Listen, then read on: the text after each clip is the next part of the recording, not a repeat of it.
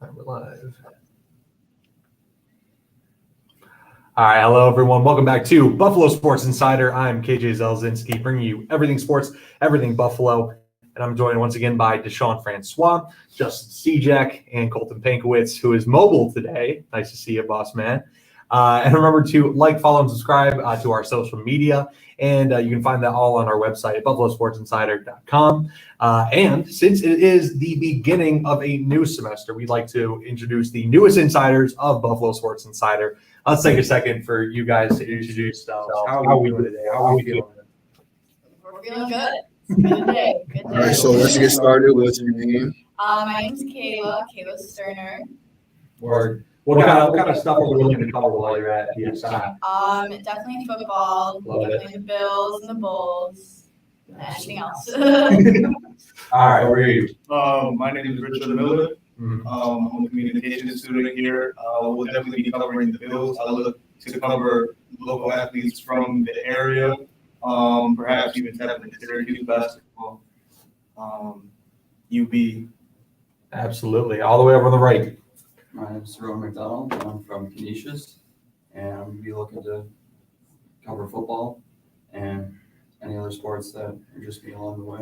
Absolutely. Big football heads, as we all are. While you're involved, you can't not be a big football fan, right? So we're going to kick things off today by opening up with some news that we literally just received while we were sitting in this room and planning. Pagula Sports Entertainment is dissolving. This is per the Sabres, and Justin, you can speak a little bit more on that. Yeah, they put out a statement this morning via their PR team. It says, "We are thankful for the work and effort that so many individuals have put into PSE over the years, but it feels like now is the right time for them to return home and to separate organizations." Sabres owner and president Terry Pagula says, "We feel that now is the right time to dissolve PSE and allow everyone to focus solely on their respective organization. It is a great time to be a Buffalo sports fan, and we have a tremendous amount of confidence that this restructuring will allow our businesses to continue to elevate with our teams."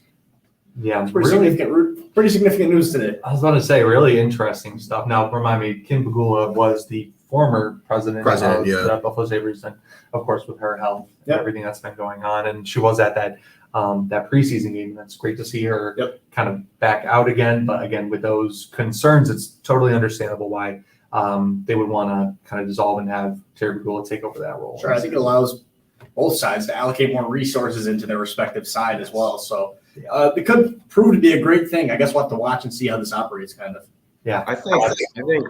Sorry, I don't mean to interrupt, but this caught me off guard, and I guess it shouldn't have, because the attachment of Ron Raccuia being fired, and that kind of seemed like the start of ending the merge before obviously the announcement came today, which it's intriguing to me though still, because Terry Pagula is now president of both the Bills and Sabres, whereas Kim was at least the Sabres before. So it's just kind of like it feels like a change, but at the same time it doesn't, because the Bills are still the president of both organizations.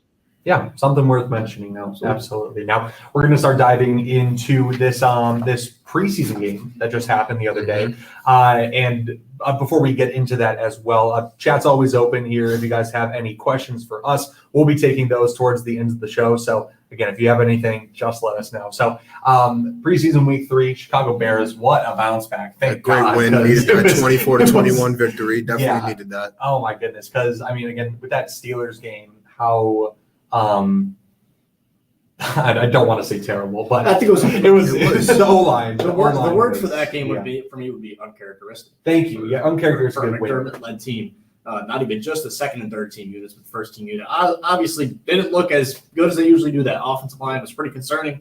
You get into this week 3 preseason game, and they flipped the script immensely. The offensive line was massively improved, and compared to last week, you see a drastic drop in the penalties, which is a big concern for a lot of people. So that was Yeah. big to see, and obviously it's nice to see Allen to Diggs once again. Oh, come on. Yes. Yeah. On the opening drive, bang, bang, bang. They get it. Damian Harris runs it, and who also had a phenomenal game. I think he'll be a nice running back, too, for the squad. Speaking on that, I feel like when we're talking about that running back room, I do like Darrington Evans a lot, especially with that rumble that he had yesterday, Showed up 2 days ago maybe. And it was something that I felt like it shows that he could be our third down back or even a red zone back, because I like Darrington Evans a lot coming from the Titans. I'm pretty sure that's where he played before. Yeah. And he was very phenomenal to watch, entertaining guy. And I think he just likes to have fun on the football field. And that's something that the Bills need. They need a running back that's willing to go out there and have fun and just do the things that no one else on the field is willing to do and get those yards like he kept on rumbling. The Evans Quake. Yes. Yeah, right. The Evans Quake. So I find it interesting because he had a great game and a great run. He had the play of the preseason, in my opinion. I'm sure you guys as well.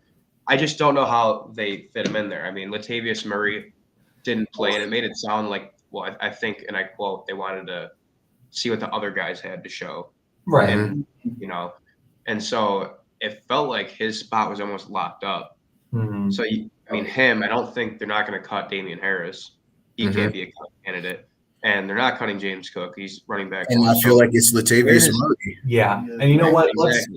Let's table this for later, too, because we are going to dive into so much more about the 53-man roster. Obviously, that is 4 o'clock tomorrow, hard deadline, bunch of trades that we may be expecting, but let's put that out of the way for now. Okay. I kind of want to go and move into before we do. Okay, let's go ahead. I wanted to chime in and say, on the other end of the field, another player that I feel like tried to really prove his roster spot was Jamarcus Ingram.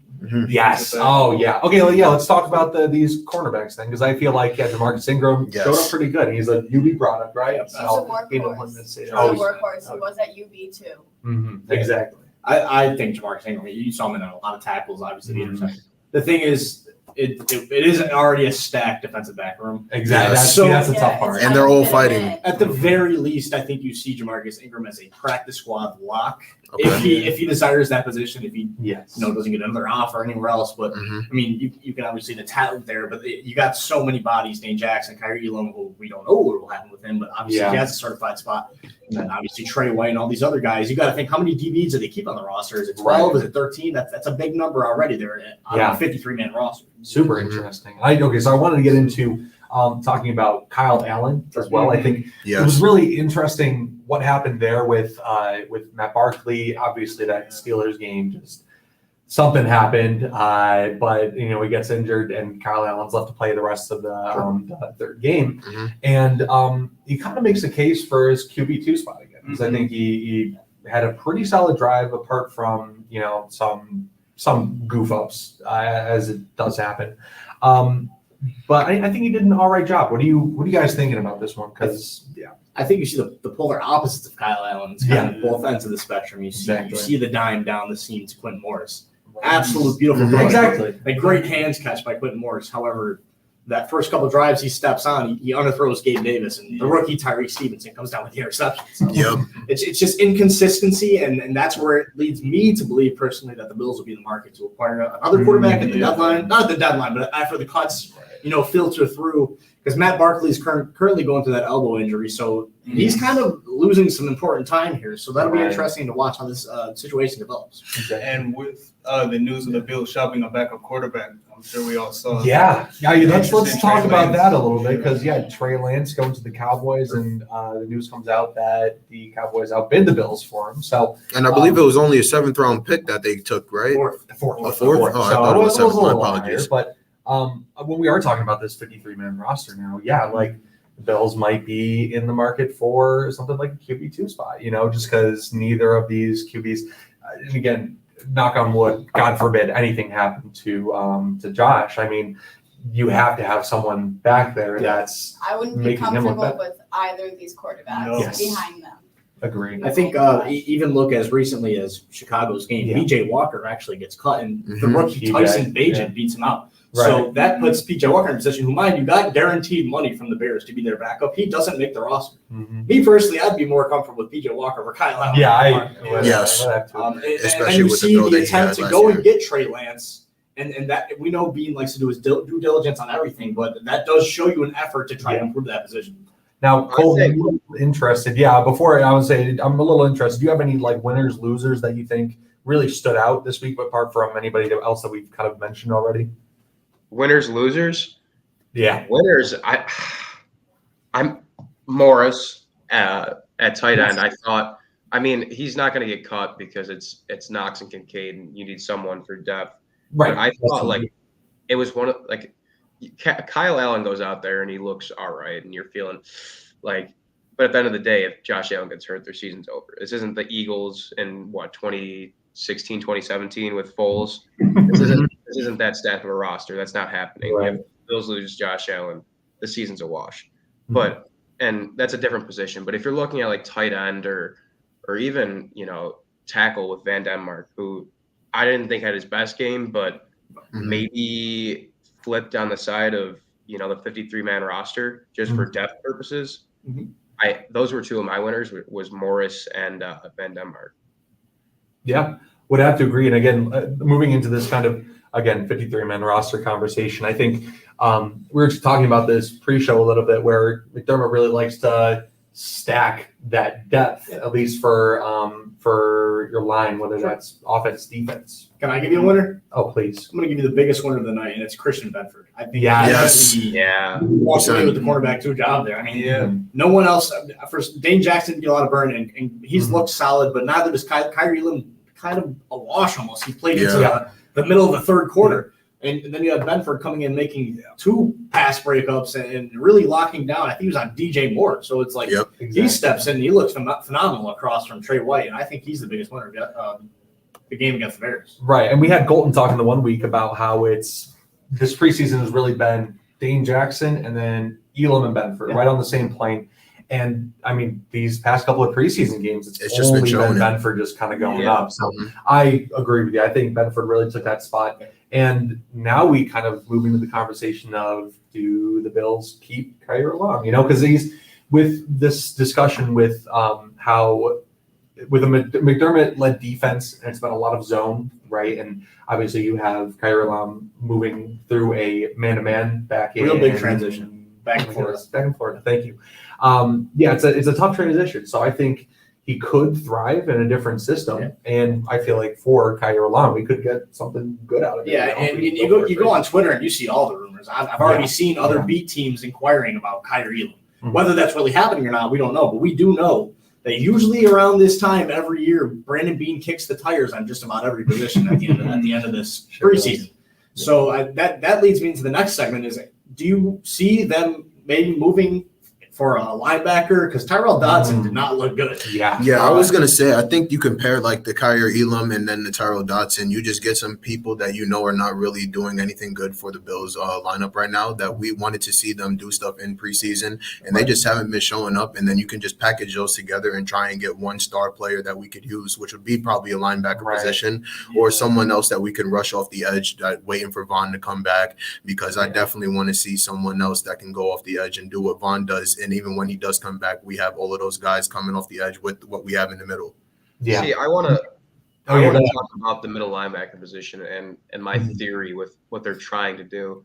And I think they're waiting for Bernard to be 100%. I think it's like I'm looking at it and I'm like, oh, they're not trading for anyone. They haven't really inquired recently about a position that they are very much in need of. Dotson has looked lackluster. Like, it's one of those players doesn't seem to have a very high ceiling. And not even a very high floor.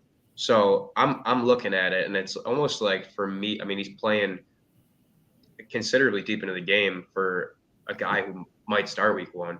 But I want to say that, like, when Bernard comes back, it's going to be his job to at least work up to.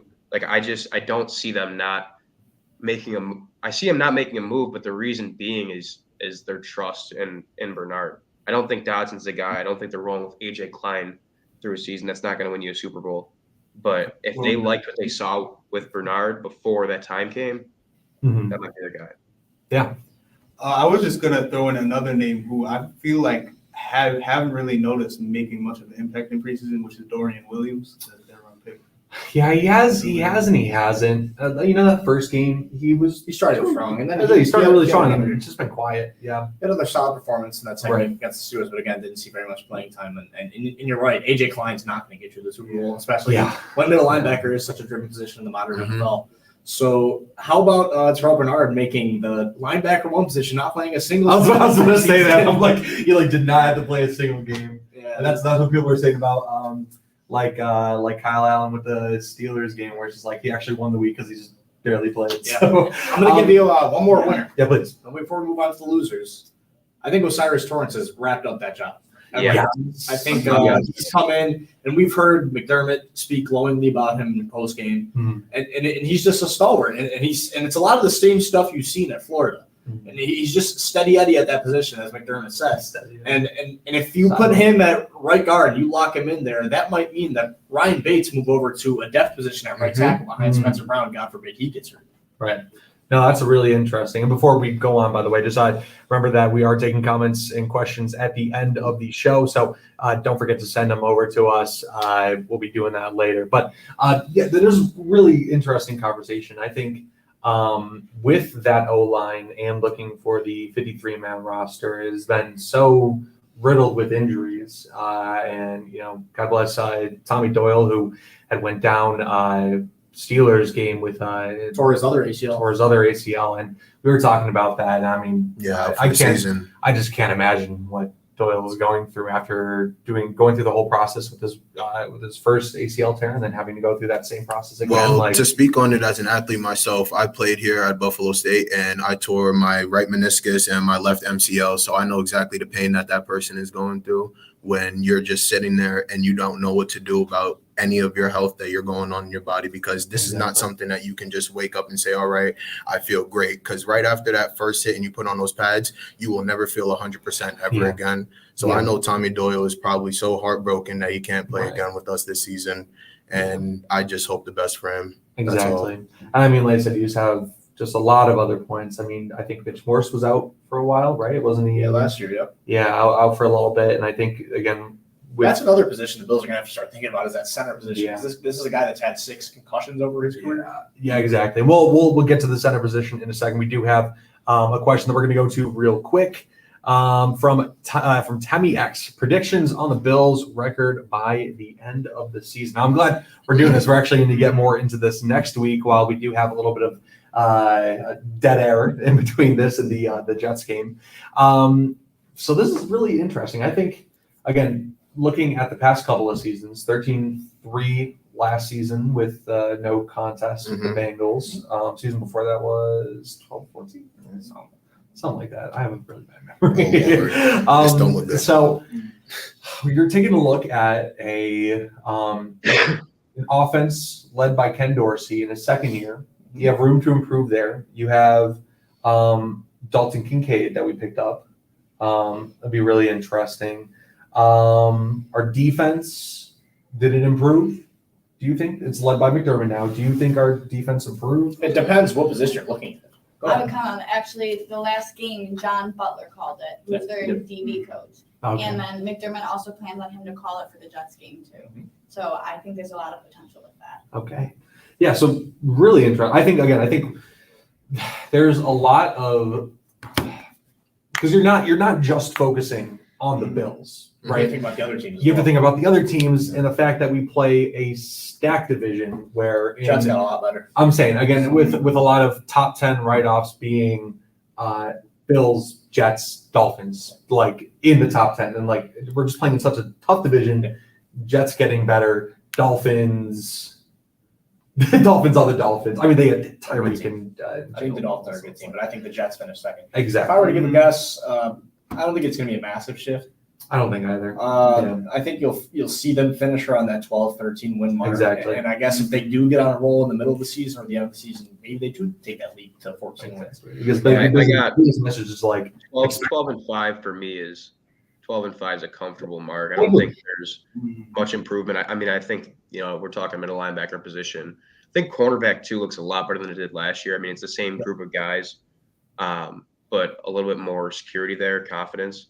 So I guess wherever you're looking, there's going to be changes, but 12-5 is yeah.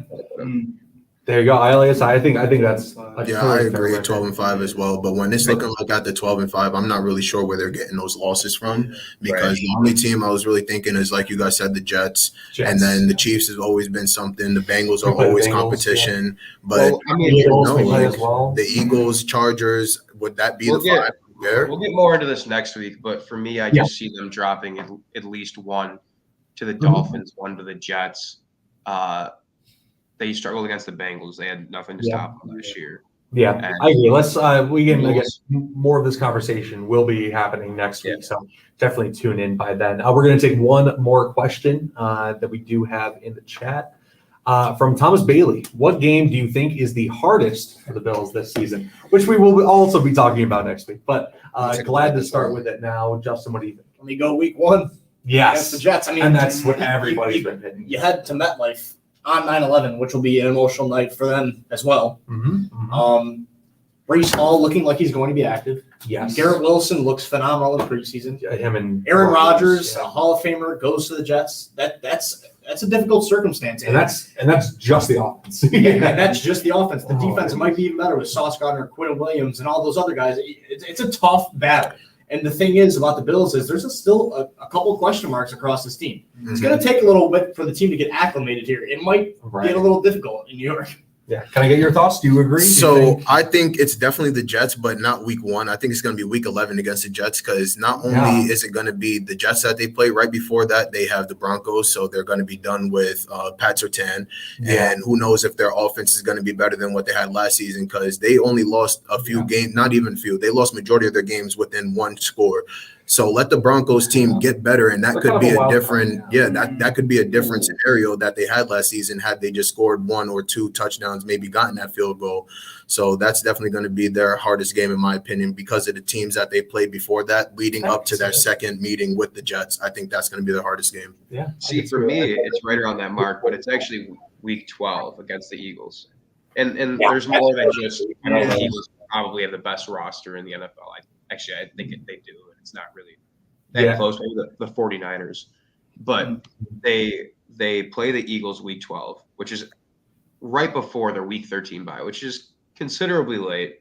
And in general, before your bye, I mean, teams, tend to not slack off, but lose that focus. And that's coming off of a month in November that they play the Bengals, like Deshaun said, the Broncos, and then the Jets. I think that's a lot of fatigue going to Philly, which is, Buffalo's known for their fans. So is Philly in a very dark manner, like it just in terms of mean and, nobody wants to go to Philly. So I think with all the factors, that to me is a game that I could see them dropping. Way more. Well, that's absolutely true. I mean, again, I think we're all in agreement here that do you guys have anything that you want to chime in on your hardest game? Cincinnati. Cincinnati. They struggle so much against the Bengals, and I don't know why Joe Burrow's just able to just tear our defense apart. Yeah. And they haven't figured out an answer, and it doesn't help that. I feel like our defense, in my opinion, has gotten worse. Our secondary is a little bit stronger, so that might help. But when you're talking about up the middle, that loss is exactly. Loss of Julian Edelman is going to hurt. But yeah, no, like I said, all great discussion that we will be continuing next week when we're kind of going over the overview of the entire season. I do want to close this out though by kind of just asking, for this 53-man roster tomorrow, 4 o'clock, hard deadline, are we shopping for veterans? Are we looking around for anybody that we can add? Especially, again, we're talking that QB2 position is kind of something we're thinking about, or is there anything else that we can go over? I think they definitely need to search for another quarterback. I think I wouldn't be completely opposed to bringing Tyrod Taylor back. Tyrod, dude, bring him back. That'd actually be great. I miss Tyrod sometimes. But I think you'll see that happen. Like we said, Bean and McDermott they always got their nose into something, and especially when you have this roster where we're so close to that Super Bowl. All it takes is one guy to get cut due to a cap casualty, and he wants to come play for a vet minimum. Hey, come slot in as a starter for us. Yeah, right. You never know what's going to happen, and you never know. Like I said, trades may happen. Not a lot to work with cap space wise, but I mean, if someone wants to come play for a vet minimum, he said it. McDermott said it when people were talking about DeAndre Hopkins when he was commanding a big bag. Right. But he said, if you want to come in on a vet minimum, we'll take it. So I think it's very likely we see that at, I'm going to say the tackle position because you need depth there. We don't That's know where I about was Spencer going, Brown. We don't know, but Deion Dawkins has had a history of injuries, so I think that's what they'll shot at. Are there any former like Panthers that you could see? Yeah, I know it's always the former Panthers, always the former. PJ Walker. Yeah, PJ Walker. PJ exactly, Walker. Exactly. Yeah, I'm definitely leaning towards that offensive line area and the linebacker area. That's why I would say we should definitely get some veterans to pick up so we don't have to worry about the weakness in the middle like he was talking about, so we can stop the run and not have to worry about them airing us out. For me, I feel like being attacked, the trenches, the offensive and defensive line, a little bit different than other positions. And I think he usually goes for a veteran offensive or defensive lineman. I mean, look what happened with Leonard Floyd, or the list goes on, and Von Miller as well. But offensively, I'd like to see them go after a quarterback. I mean, again, if Josh Allen goes down, I'd like to think that the Bills season's over. But you could probably do a little bit better than Kyle Allen, who's not shown very much.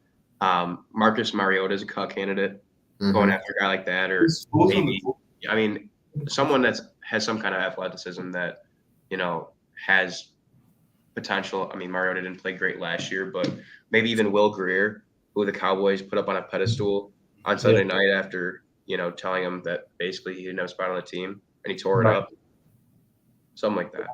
No, those are, again, really interesting. And that will come out tomorrow. Very excited to talk more about that. 4 p.m. Next week. Yeah, tomorrow, 4 p.m. But we'll be talking more about the Bills season, even throwing a little bit about the Bisons. Yes. And who knows what news is going to be happening next week. So make sure to stay tuned. Monday around 3 p.m. we'll be live again. But if you'd like to see more content from us at Buffalo Sports Insider, please check out our website at buffalosportsinsider.com. You can find all of our social media over there. Thank you for joining us, though. This has been KJ Zelzinski, Deshaun Francois, Justin Sejak, Colton Pankowitz, and then all of the insiders joining us as well. Thank you guys very much. Stay safe, be good to each other. Have a great week. Take care.